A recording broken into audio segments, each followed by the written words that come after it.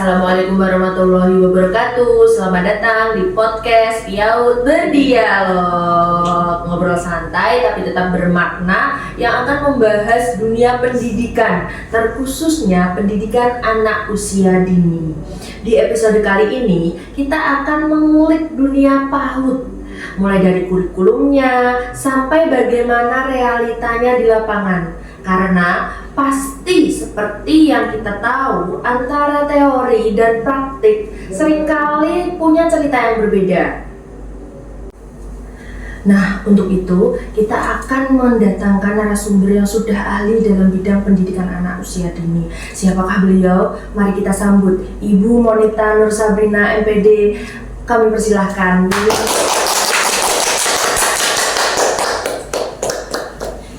Silakan juga. Terima kasih. Selamat datang Ibu, terima kasih sudah meluangkan waktunya untuk berbagi ilmu bersama kami. Oke teman-teman, sebelum kita tanya-tanya lebih lanjut tentang dunia PAUD, mohon izin Ibu untuk memperkenalkan diri kepada kita semua. Silakan. Oke, terima kasih Mbak Livi dan halo teman-teman semua. Perkenalkan, nama saya Monita Nur Sabrina, MPD. Mungkin teman-teman semua sudah mengenal saya ya. Biasa teman-teman panggil Bu Onit atau Bu Monit. Kebetulan saya sudah mengajar di STHI Muhammadiyah Blora, Prodi Piaut sudah hampir 4 tahun, seperti itu. Wah, ya, udah pada kenal kan? Nah, Bu Monita itu adalah salah satu dosen di STHI Blora, dosen saya juga kebetulan. Nah, untuk selanjutnya Bu Monita, kita langsung ke pertanyaan pertama. Oke. Kelihatannya Pak udah pada nggak sabar. Untuk pertanyaan pertama, menurut Ibu, apa fokus utama dari kurikulum PAUD dan hal apa ya yang paling penting untuk dipahami oleh guru PAUD agar pembelajaran itu bisa berjalan sesuai dengan tujuan yang diharapkan? Silakan Bu Monita. Oke. Ketika kita berbicara tentang pendidikan anak usia dini, tentu saja kita berbicara tentang pertumbuhan dan perkembangan ya. Nah, kalau kita bicara tentang kurikulum, berarti kurikulum yang tepat untuk anak usia dini adalah kurikulum yang menyesuaikan pertumbuhan dan perkembangan untuk anak usia dini. Nah, di pendidikan anak usia dini itu walaupun judulnya pendidikan, tapi fokus utamanya bukan hanya tentang akademik, bukan hanya tentang belajar, tetapi bagaimana kita menstimulasi perkembangan dan pertumbuhan anak usia dini, bagaimana kita mengasah atau mengolah life skill anak usia dini, kemudian problem solving, seperti itu. Nah, dan kita semua mungkin tahu ya, perkembangan anak itu ada 5 aspek ya sekarang ya. Ada nilai agama moral, ada perkembangan bahasa, perkembangan fisik motorik yang termasuk dalamnya motorik halus dan motorik kasar, kemudian perkembangan kognitif dan perkembangan sosial emosional, seperti itu. Kemudian selain aspek perkembangan, yang penting dalam pendidikan anak usia dini itu adalah cara belajarnya gitu. Karena pada anak usia dini itu kita sebagai misalkan kita menempatkan diri sebagai pendidik ya, itu kita tidak bisa menekankan anak untuk belajar. Nah, tapi tetap kalau di dunia pendidikan berarti kita harus belajar, walaupun pada akhirnya kita nggak bisa menekankan belajar itu sendiri. Nah, bagaimana sih tetap bisa belajar tapi menyenangkan, yaitu dengan cara bermain seraya belajar gitu. Karena bermain bagi anak usia dini itu setara dengan belajar dan bekerja untuk orang dewasa gitu ya. Jadi energi yang dikeluarkan sama gitu, kemudian menguras pikirannya pun sama gitu. Makanya kenapa pembelajaran di anak usia dini itu harus berbasis atau basicnya itu bermain, agar anak-anak enjoy, tertarik, happy gitu. Karena kita kan itu ya tidak bisa tadi terlalu akademis kayak harus mengerjakan tugas A, B, C, itu tidak bisa. Kalau anak usia dini belajar ya melalui bermain, seperti itu. Tidak bisa kita tekankan belajar yang seperti di pendidikan dasar atau pendidikan menengah seperti itu. Kemudian kita juga harus menyesuaikan kebutuhan perkembangan sesuai tahapan usianya gitu. Misalkan di TK berarti akan ada tahapan usia 4-5 dan 5-6. Kemudian di KB atau playgroup usia 3-4 ya, dan seterusnya. Nah, itu kita harus sesuaikan gitu. Misalkan di KB atau playgroup atau PAUD sekarang itu di usia 3-4 tahun, berarti harus sesuai dengan tahapannya. Bisa dilihat di mana? Di STTPA ya. Itu standar tingkat pencapaian perkembangan anak usia dini, STPPA ya. Nah, itu jangan sampai kita sebagai guru, sebagai pendidik atau sebagai orang tua menekankan ke anak, menuntut anak tidak sesuai dengan usianya gitu. Jadi harus benar-benar sesuai dengan usianya seperti itu. Kemudian selanjutnya yaitu kita harus menekankan atau menjalankan pembelajaran yang children center. Jadi pembelajaran berpusat di anak gitu. Sekarang kan kurikulum merdeka kan. Kalau kurikulum merdeka sudah jelas pembelajaran berpusat pada murid, pada peserta didik gitu. Walaupun pada kenyataannya sekarang mungkin belum 100% dijalankan ya, kurikulum merdeka ini masih tahap belajar lah seperti itu. Kemudian yang harus digunakan atau dipahami oleh guru yang pertama tadi ada tahapan perkembangan ya. Kita sebagai guru, kita sebagai pendidik harus tahu usia anak berapa, tahapan perkembangannya apa saja di berbagai aspek perkembangan tersebut. Jangan sampai salah tahapan perkembangan gitu.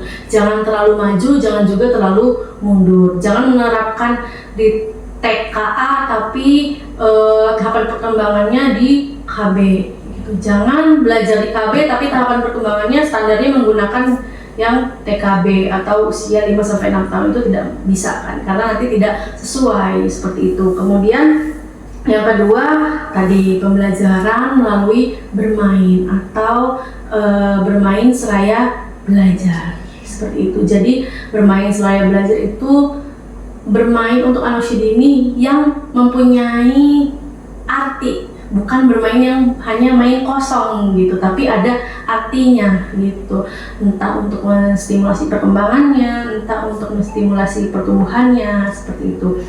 Kemudian yang selanjutnya adalah perbedaan individual anak. Walaupun usianya sama-sama, misalkan TKA 4-5 tahun gitu, di kelas, misalkan di suatu kelas ada 10 anak usianya 4-5 tahun, tapi kan belum tentu satu anak dengan anak lain itu perkembangannya sama gitu. Nah, kita sebagai guru untuk itu harus mengetahui satu persatu murid kita. Memang jadi lumayan PR ya, berat gitu, tapi ya memang tugas guru PAUD, pendidik PAUD ya seperti itu, harus mengetahui satu persatu perkembangan peserta didik atau murid kita gitu, karena dari situ kita bisa tahu kebutuhan anak itu apa gitu.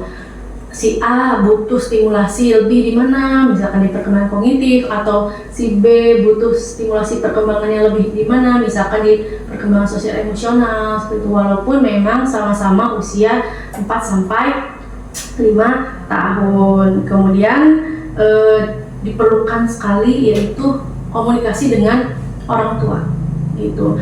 Orang tua kan mitra utama ya, mitra utama kita sebagai guru PAUD gitu, yang mengetahui seluk-beluk anak lebih dalam selain kita kan orang tua ya. Karena kita sebagai guru ketemu anak di sekolah hanya 3 jam mungkin ya, satu hari 3 jam gitu. Sedangkan orang tua berarti sisanya ada 20 jam lebih gitu. Nah, itu guru harus menjalin komunikasi yang lumayan aktif dengan orang tua agar guru tahu apa yang harus diterapkan pada anak, kemudian anak apakah mempunyai permasalahan perkembangan atau permasalahan pertumbuhan, itu kan agar guru juga bisa membuat permainan atau membuat kegiatan atau membuat perencanaan pembelajaran yang pas untuk anak-anak murid atau anak-anak peserta didik tersebut. Itu tadi dari mana dilihatnya, dari mana didapatkan informasinya, ya dari orang tua, seperti itu ya. Wah, menarik sekali penjelasan Ibu Monita. Jadi, bisa kita lihat bahwa kurikulum PAUD tidak hanya soal target belajar, tetapi juga tentang proses perkembangan anak secara menyeluruh sesuai dengan usia mereka. Gitu ya Bu Monita? Seperti itu teman-teman. Kita lanjut ke pertanyaan kedua. Kalau kita sekarang Ibu bicara soal praktik di lapangan, seringkali kan guru itu menghadapi berbagai tantangannya. Menurut Ibu, bagaimana perbedaan antara kurikulum PAUD secara teori dengan realita di lapangan, khususnya itu di dalam kelas, Bu Monita? Pembelajaran sehari-hari di kelas itu bagaimana Bu perbedaannya? Oke, kalau kita berbicara soal teori, berarti kurikulum kita harus berbasis atau basicnya tadi.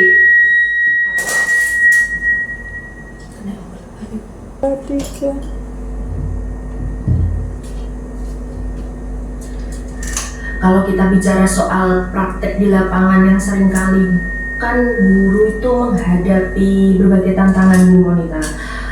Menurut Ibu, bagaimana perbedaan antara kurikulum PAUD yang secara teori dengan realita yang ada di lapangan yang dihadapi oleh guru-guru PAUD dalam kesehariannya di dalam kelas? Bagaimana Bu? Oke, kalau kita berbicara soal teori kurikulum ya untuk anak usia dini, berarti kurikulum yang kita gunakan atau kita terapkan itu harus berbasis pada tadi perkembangan anak gitu. Nah, kemudian pembelajarannya juga tadi harus menekankan pada anak atau tadi student center gitu ya. Kemudian bermain juga tadi kita pembelajarannya harus berbasis bermain atau tadi bermain seraya belajar. Nah, tapi ketika kita berbicara permasalahan di lapangan, kenyataannya sekarang banyak yang pertama ya, banyak guru ya masih adalah kita beberapa temukan guru yang memberikan lembar kerja kepada siswanya, padahal pembelajarannya kan tadi harus basicnya bermain. Kalau lembar kerja berarti judulnya nggak main dong, lembar judulnya kerja dong. Iya, banyak ya gitu yang masih klasikal, yang masih memberikan lembar kerja yang isinya mungkin hanya tambahan, kurangan, menulis, menghubungkan titik-titik, mewarnai, hanya sebatas itu. Jadi yang terstimulus hanya perkembangan kognitifnya saja, hanya perkembangan kognitif dan motorik halus sedikit ya gitu. Dan perkembangan lainnya tidak terstimulus seperti itu. Kemudian kalau sudah seperti itu, anak menjadi seperti terbatas ruang geraknya, ya nggak? Tidak bisa mengeksplor apa yang diinginkan. Berbeda dengan pembelajaran yang berbasis bermain gitu. Ketika anak diberi media, ketika anak diberi APE yang basicnya memang permainan, anak-anak akan mengeksplor gitu, karena karakteristik anak salah satunya adalah suka mengeksplor gitu. Kemudian ketika anak diberikan permainan atau APE, di situ anak melatih problem solving atau cara pemecahan masalah seperti itu. Bukan masalah kehidupan sehari-hari ya, tapi permasalahan yaitu tadi dari permainan tersebut, dari yang misalkan permainan utuh menjadi selesai seperti itu. Itu kan sangat melatih emosional anak, kognitif, ya kan, bahasa juga gitu. Kalau tadi kembali ke permainan atau lembar kerja atau worksheet itu kan ya sudah, anak terbatas seperti itu ya.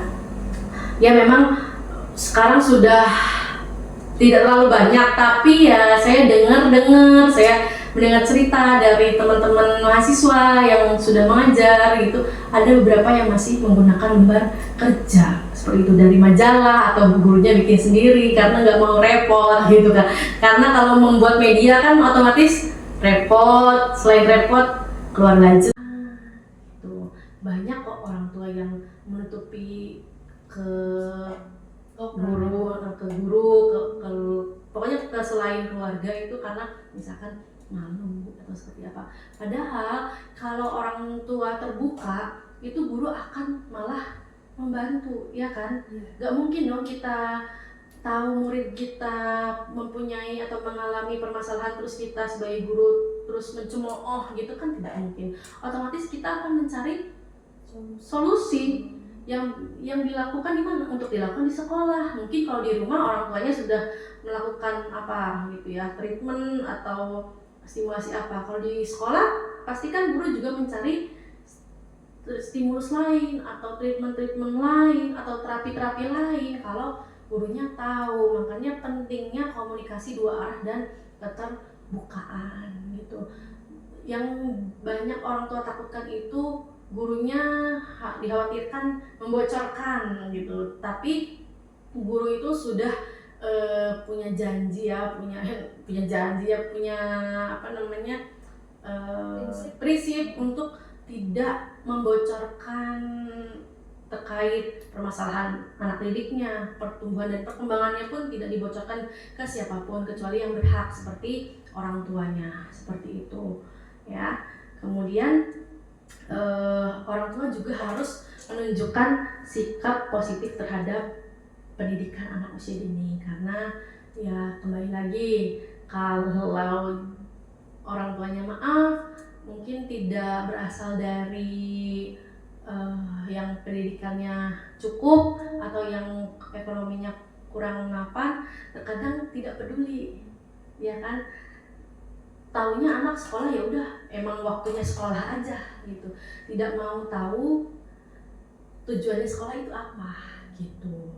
Kemudian tadi ada orang tua yang menutup diri karena misalkan malu atau gak mau peduli, itu banyak. Nah makanya kita nanti ya setelah misalkan kita jadi orang tua punya anak usia dini yang sekolah, kita harus menyikapi positif atau memberikan tanggapan positif terhadap pendidikan anak usia dini yang dijalankan oleh anak kita dan membangun komunikasi dua arah yang baik dengan guru anak kita. Itu Mbak Livi.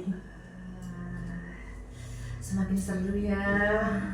Jadi keberhasilan pembelajaran PAUD tidak hanya bergantung pada guru saja ya teman-teman, tetapi juga kolaborasi antara guru dan sekolah dan orang tua itu sangat penting sekali untuk pertumbuhan dan perkembangan anak usia dini. Nah, sebagai penutup nih, Ibu kan melihat perkembangan dunia pendidikan saat ini yang di era modern, mulai ada digital yang bisa dibilang sangat-sangat maju ya Bunda. Menurut Ibu nih, seperti apa sih kurikulum PAUD yang ideal, yang kedepannya itu agar tetap relevan dengan kebutuhan anak dan guru, yang sesuai dengan perkembangan zaman saat ini, Bunda?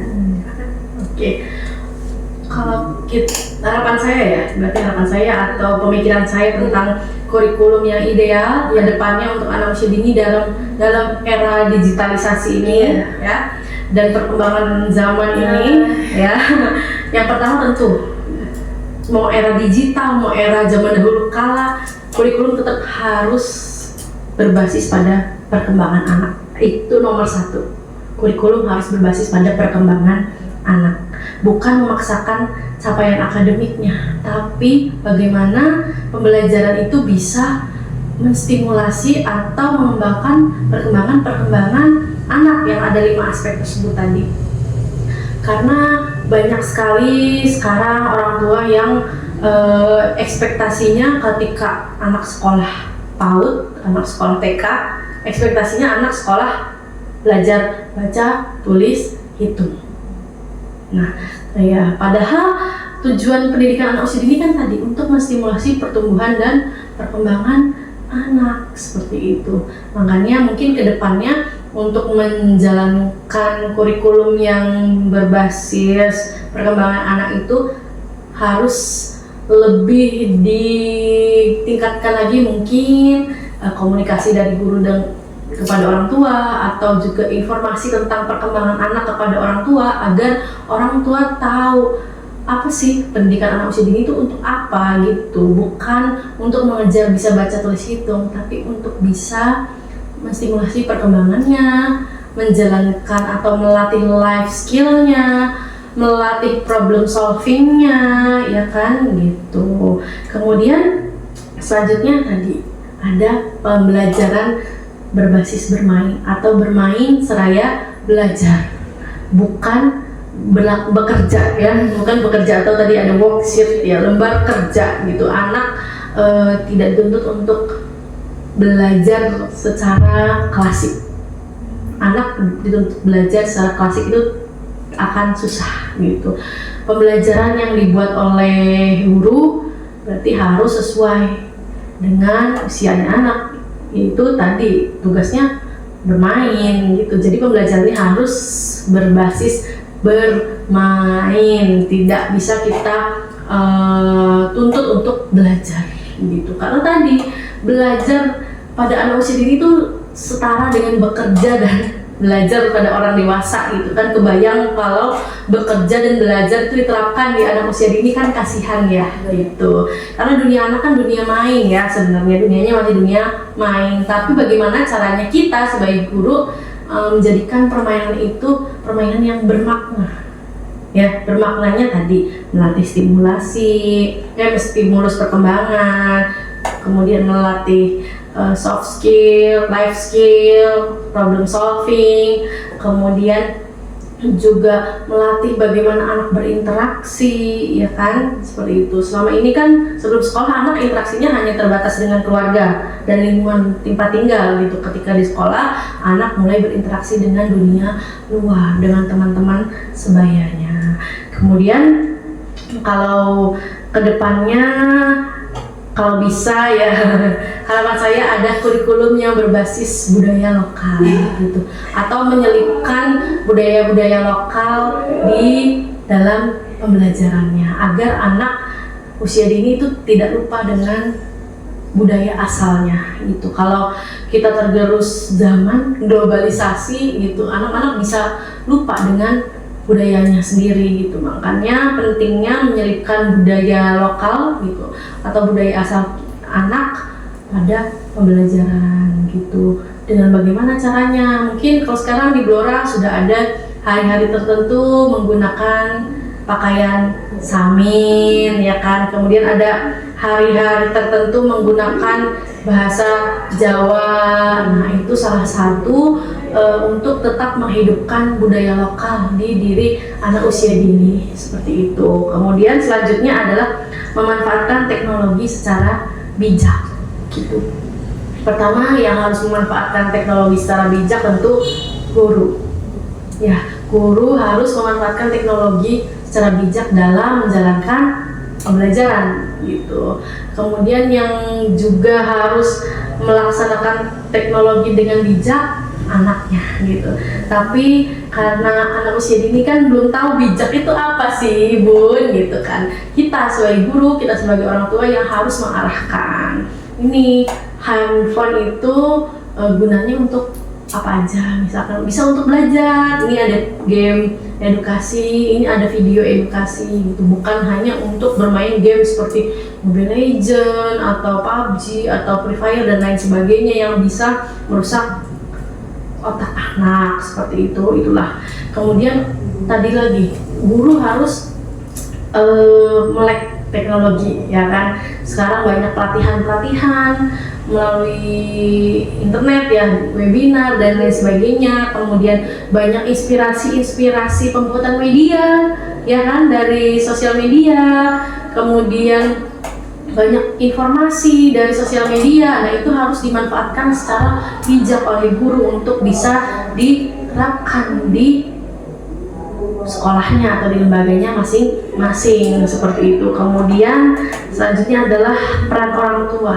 Nah, peran orang tua lagi dan lagi ya, karena itu tadi ada saja orang tua yang lepas tangan ketika sudah menyekolahkan anaknya. Ya udah, terserah gurunya aja anaknya mau seperti apa belajarnya, nggak peduli gitu. Padahal peran orang tua itu sangat penting. Bagaimana biar orang tua ikut serta dalam pendidikan anak usia dini? Tadi bisa melalui parenting yang dilakukan oleh sekolah, kemudian komunikasi yang intens dari guru dengan orang tua. Kalau sekarang kan sudah ada WhatsApp ya, komunikasi dari guru dengan orang tua itu sangat mudah. Setiap hari orang tua bisa berkomunikasi dengan guru, juga sebaliknya gitu. Makanya harus ada komunikasi yang aktif dan baik. Kemudian orang tua juga tadi harus mengenal apa itu anak usia dini, apa itu pendidikan anak usia dini, agar kurikulumnya juga bisa ideal, seperti itu. Kemudian selanjutnya harus ada penumbuhan karakter dan kepedulian gitu, karena karakter itu kan dibentuk sejak dini.